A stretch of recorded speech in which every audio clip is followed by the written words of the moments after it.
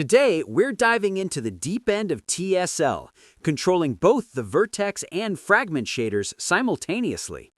We're going to knead the geometry with noise like dough, and then use math formulas to turn boring noise into sharp lightning bolts. Ready?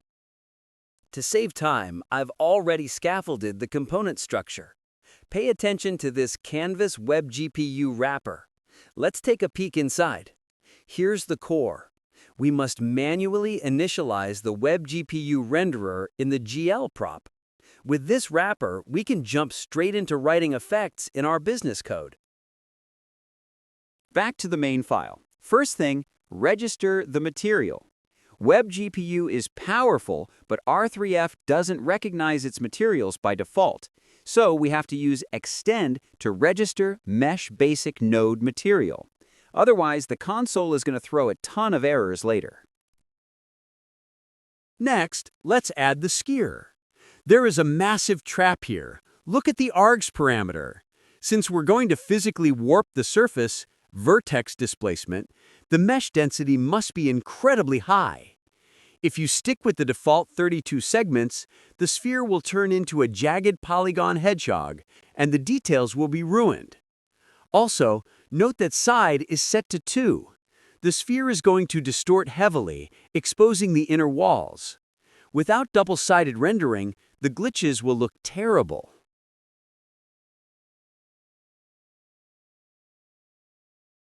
Let's hook up 3 critical TSL pipelines: position local, normal view, and position view direction.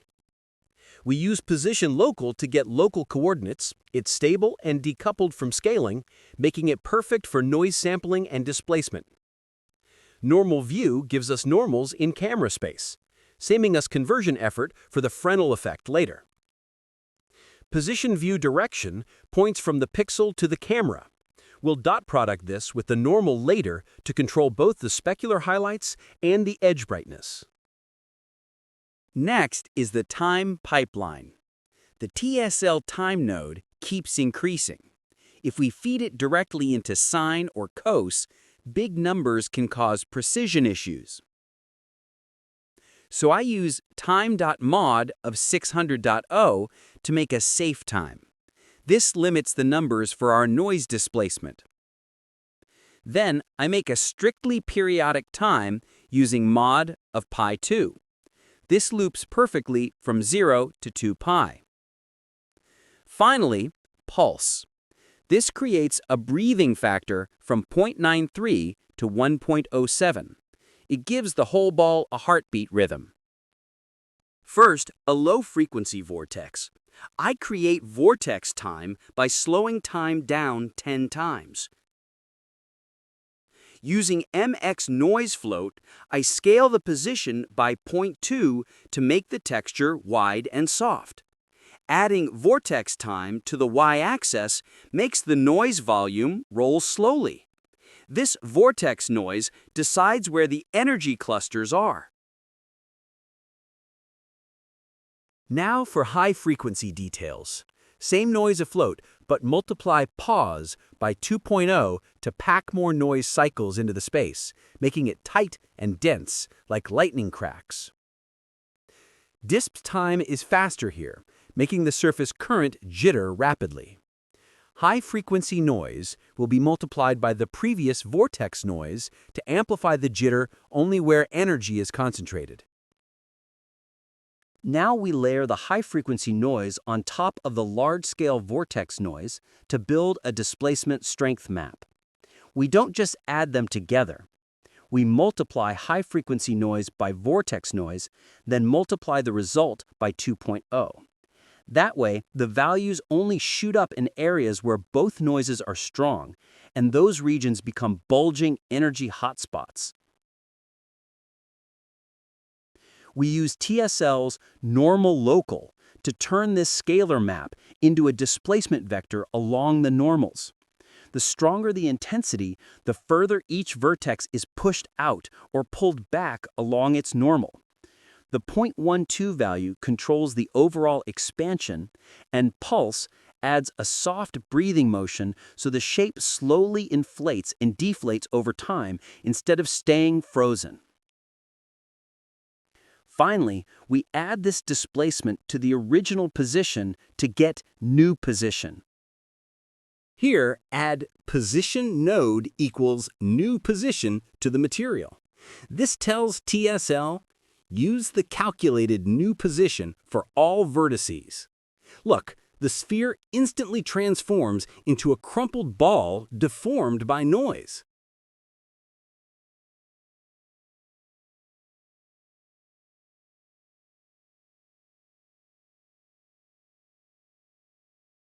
Let's connect the color pipeline. Start with a simple TSL color and hook it to color node. Now attach a time driver to this solid color. Use safe time to make a faster main time, about 1.5x speed, flowing up the y-axis. Add this offset to POS to get base coord, specifically for sampling electricity. All details will grow from here. Next, let's give this flat color pipeline some real lightning detail. We use TSL's MX Noise Float to sample base coord and get a raw noise texture called base noise. Then we apply ABS, 1- and POW of 6.7 in sequence. ABS folds positive and negative noise onto the same side. 1- turns dark valleys into bright peaks, and the large exponent squeezes those soft, bright blobs into very thin, sharp ridges. The result is our current intensity map, base elec. Next, we multiply our pure 00 CCFF color by base elec. Wait, hold on. Why did the whole screen just turn white?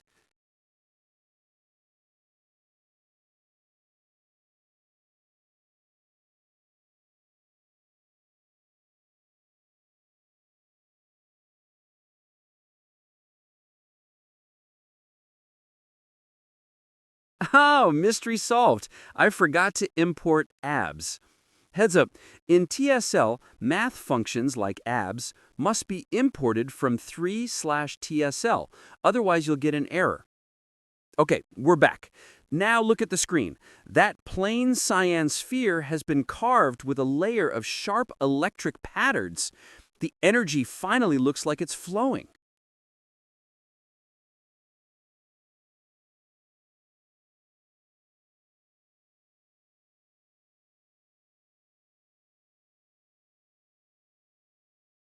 Map base elec into an opacity range from 0 to 1. Values below 0.3 are fully transparent, values above 0.7 are fully opaque, and everything in between fades smoothly.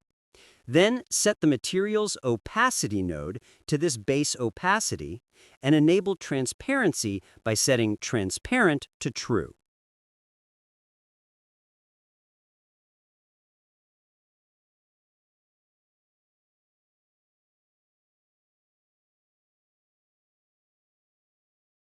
Now we start building the rotation field. First, we feed in vortex strength.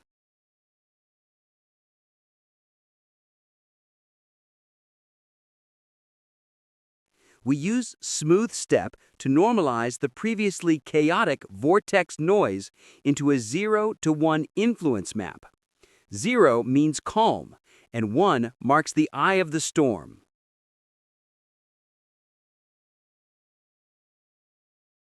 Next, we define two kinds of rotation. Base rotation is the base self-rotation. We multiply time by 0.1 so the sphere keeps spinning at a steady speed. The important part is vortex rotation. We take the weight map and multiply it by 90 degrees. In code, that means at the eye of the storm, where the weight is 1, we twist it hard by an extra 90 degrees.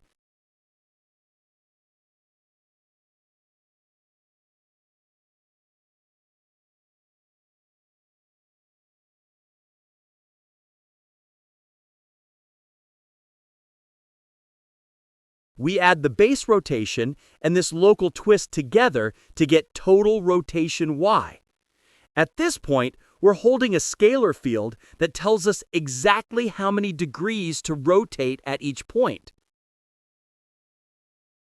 After computing the angle, we have to actually apply it. We write into rotated pos by calling rotate and feeding in the original pos.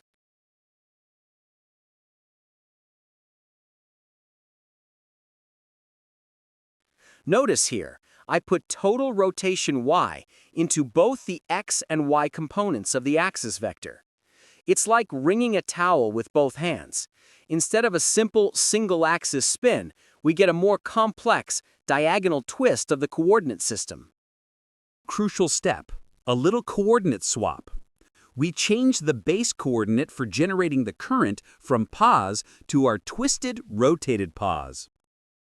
Look at the screen. Those straight, vertical streams of electricity are instantly pulled into this warped coordinate system. Because the roads are now bent, the current is forced to spiral upward along these invisible latitude-longitude lines, forming a clean energy vortex.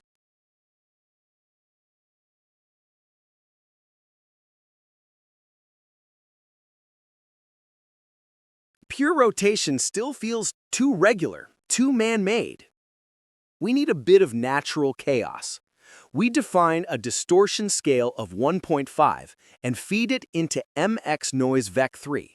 Notice this is a vec3 noise function, so it gives us a 3D vector field that tells every point in space, don't stay put, nudge yourself in a random direction.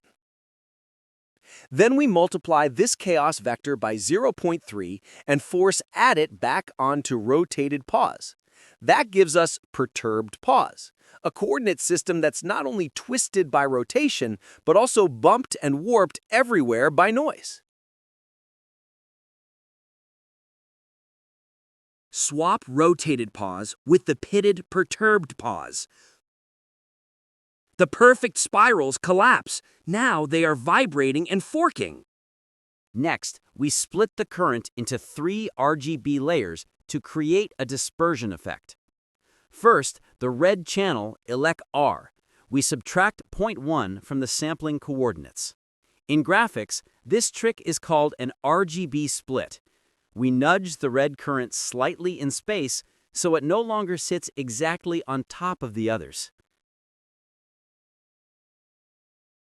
We simply rename the existing base noise to noise G. Green sits in the middle of the spectrum, so we don't apply any offset to its sampling coord. It stays locked to the original base coord and acts as the spatial anchor for the whole effect. Finally, for the blue channel, elect B, we do the opposite of red. We add 0.1 to the sampling coord. 1 minus, 1 plus. Red and blue get pushed to either side of green. The 3 currents stay tightly intertwined, but their edges keep a clean phase offset. That gives us a nice, stable, chromatic dispersion structure. Finally, we pack the 3 channels into a vec3 and send it into base color. For opacity, we use only the green channel elect G as the mask because it has no offset and its position is the most accurate. Look at the screen. Those flat single color lines are gone, replaced by full color electric currents. Once we're happy with the current pattern, we give it a unified color tone. In code, we make just one tiny change. We define a cyan tint color using TSL's color, set base color equal tint color times electricity vec3.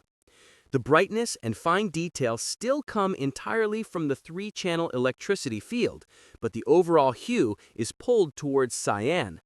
That way we keep the slight spatial offset between R, G, and B without turning into a messy rainbow. Remember the pulse variable we set up at the very beginning? So far, it has only been driving the sphere's physical scale, and now we're going to plug it into the color as well. We multiply it by pulse. Conceptually, before the current was only flowing in space, now it also breathes over time. We're giving the RGB intensity a periodic sine wave heartbeat. Then we tint it. We define a cyan tint color and multiply it by this pulsed electricity to get our final color. Importantly, we don't touch opacity. We still use only the green channel as the opacity mask. That means even when the heartbeat dips and the effect gets darker, the physical silhouette of the sphere stays clearly visible instead of disappearing. Look at it now. Local turbulence plus a global breathing motion. This sphere no longer feels like a rigid, canned effect. With that foundation in place, all we need is one last layer of highlights to finish it. Now we're going to extract the very core filament of the current. Type core mask and pay attention to these two parameters, 0.96 and 1.0. Physically, this line acts like a high-pass filter. We're telling the GPU to throw away 96% of the outer glow and keep only the top 4% of extreme brightness. What we get is a highlight mask. Next, we'll wrap the sphere in a thin atmosphere, the Fresnel effect. Type Fresnel.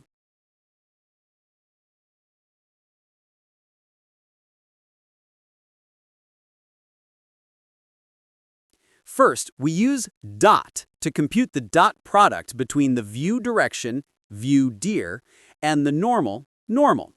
Conceptually, we're asking each pixel, are you facing me head-on or just grazing past at the side? Then we apply 1 minus to flip the result, so the more grazing the angle, the closer the value gets to 1. Finally, POW 1.1 fine-tunes how soft or hard the rim is. The result, Fresnel, is a rim lighting weight map. Now we start assembling the color. We begin from pure black.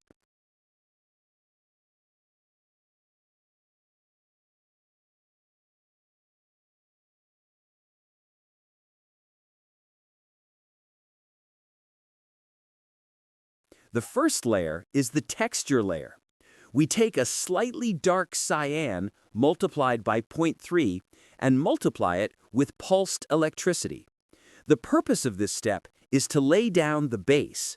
We keep all the 3-channel current detail and the breathing rhythm, but push them down into the shadows, so they become the body of the energy orb.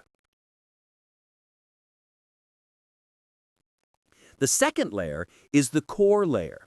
We define an ultra-bright cyan with its intensity cranked up to 10.0. Then we call mix, using the core mask we just computed, as the blend weight. In graphics terms, this line is doing overexposure. In the most concentrated 4% of energy, we're not just making things brighter, we're burning through the base with high-intensity light, creating a hot plasma feel.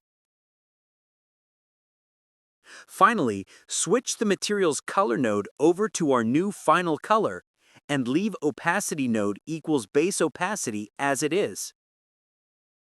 Look at the screen now. It's no longer just thin, flimsy lines. The darker currents provide rich detail in the shadows, while the bright core delivers that piercing sense of energy. This kind of strong contrast between light and dark is the key to making the effect feel premium instead of cheap.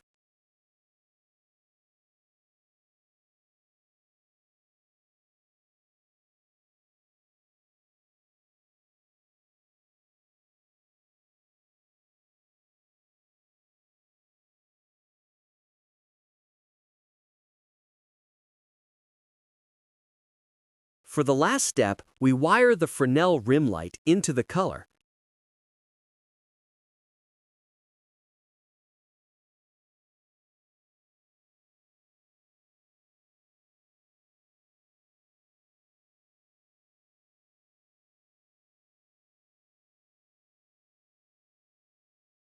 Notice this little engineering trick. I multiply by 0.0. We keep it at 0 to keep the image clean.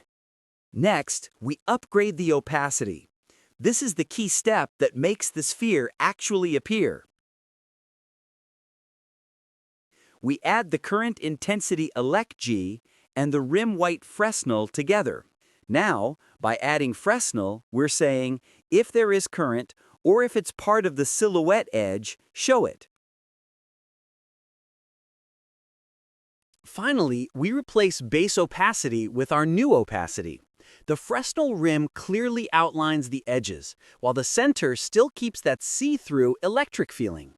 At this point, our WebGPU energy orb, with shape, with spirit, and with a heartbeat, is fully complete. Because we've already upgraded to the higher level final color and opacity logic, go ahead and delete these lines. I have deployed the full code to the website. You don't need to set up anything. Click the link in the description to access it right now. You can tweak the parameters yourself, change the color, change the rhythm. Once you like it, just copy the TSL code. It is free to use. But the geometry mesh density must be high. You need enough vertices to support these details. Remember, crank up the segments. Finally, here are some variations I made.